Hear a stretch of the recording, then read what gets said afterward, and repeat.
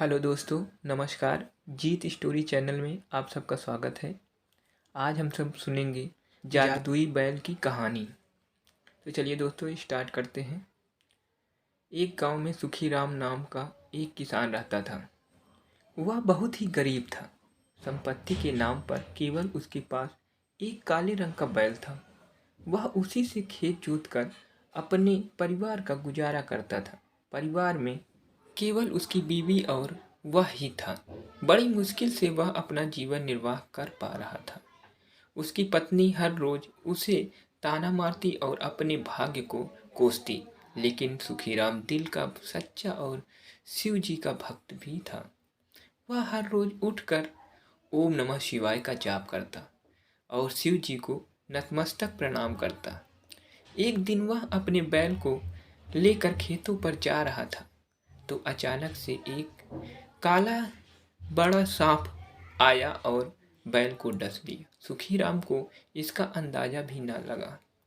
कुछ देर चलने के बाद बैल अचानक से गिर गया। सुखीराम कहने लगा, इसे देखो, आलस के मारे सो गया। उठ, अभी तो हमें बहुत सारा काम करना है, वरना शाम को तेरी मालकिन खाना भी नहीं देगी। थोड़ी देर बैल से बात करने के बाद सुखीराम की नज़र इधर उधर जाने लगी। उसने देखा कि एक काला सांप बैल के दाएं तरफ से निकल गया है। वह समझ गया कि सांप ने बैल को डस लिया है। उसकी वजह से बैल मर गया। अब सुखीराम बिलख बिलख कर रोने लगा, क्योंकि उसके जीवन निर्वाह का एकमात्र साधन केवल वही बैल था। अगर बैल न रहा तो वह अपने परिवार का गुजारा भी नहीं कर पाता, क्योंकि उसके पास जीविका चलाने के लिए कोई दूसरा साधन भी नहीं था। वह जोर जोर से रोने लगा और शिव जी से विनती करने लगा कि हे महादेव, आपको तो पता ही है, यह बैल ही है जो हमारे परिवार का गुजारा कर पा रहा है। अगर यह नहीं रहा तो मैं तो जीते जी मर जाऊंगा। रोते रोते सुखीराम बैल के पीठ पर ही अपना सर रख के सो गया और शिव जी का जाप करता रहा। कुछ देर बाद शिव जी प्रकट हुए और बोले, सुखीराम उठो, क्या हुआ? तुम इस तरह क्यों रो रहे हो? सुखीराम ने शिव जी को सारी घटना बताई और शिव जी ने उसे दिलासा देते हुए कहा,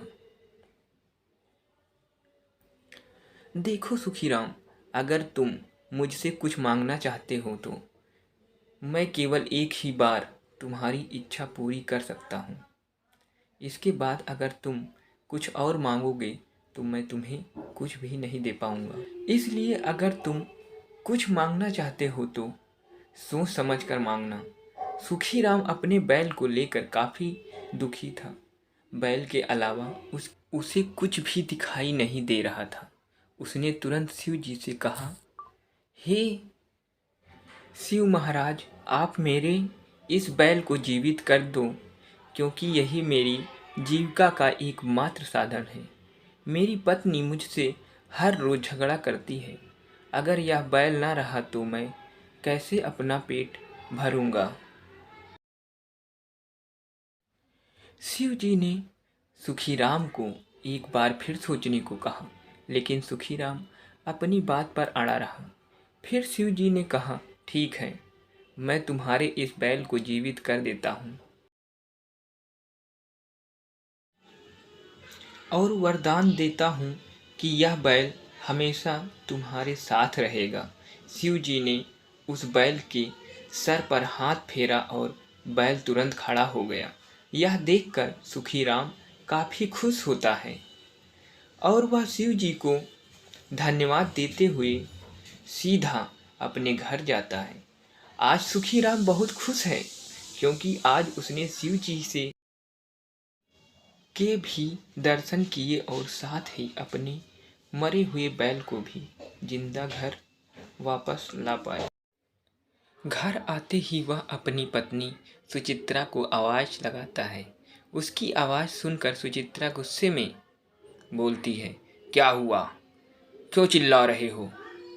अरे सुन, आज पता है मेरे साथ क्या हुआ? हाँ हाँ, आपके साथ तो हर रोज कुछ न कुछ होता ही है। चलो बताओ क्या हुआ। आज पता है मैंने बाबा के दर्शन किए। बाबा? कौन बाबा? अरे भोलेनाथ बाबा। लेकिन कैसे और कहाँ? आज सुबह जब मैं खेतों पर जा रहा था अपने काले बैल को लेकर, तो अचानक से एक काले सांप ने उसे डस लिया और उसकी मौत हो गई। यह सब देखकर रोने लगा और शिव जी का जाप करने लगा। कुछ समय बाद भोलेनाथ खुद प्रकट हुए और उन्होंने मेरे मरे हुए बैल को भी जिंदा कर दिया। उन्होंने मुझसे कहा था कि मैं उनसे कुछ भी मांग सकता हूँ, तो मैंने अपने मरे हुए बैल के प्राण मांग लिए। सुचित्रा सुखीराम की बातों को ध्यान से सुन रही थी। यह सब सुनकर उसने तुरंत सुखीराम को डांट लगाते हुए कहा, हाय रे मेरी फूटी किस्मत। खुद भोलेनाथ ने आकर इस लाचार को दर्शन दिए और खुद कहा कि मांगो जो मांग सकते हो, लेकिन इसने मांगा भी तो क्या, एक बैल के प्राण।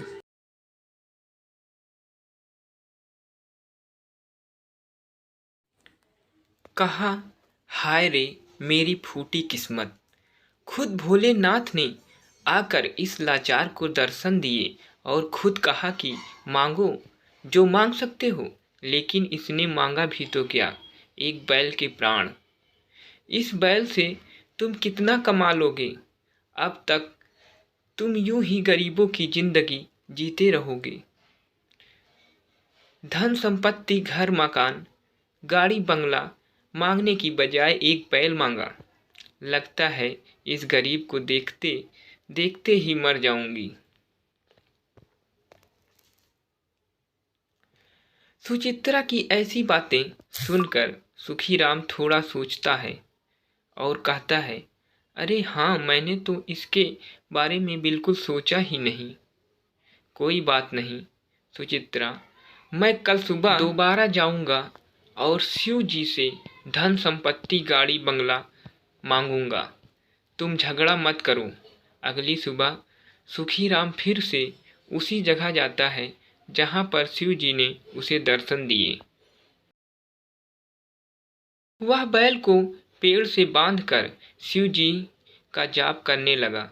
कुछ समय जाप करने के बाद शिव जी वहां प्रकट हुए और बोले, क्या हुआ सुखीराम?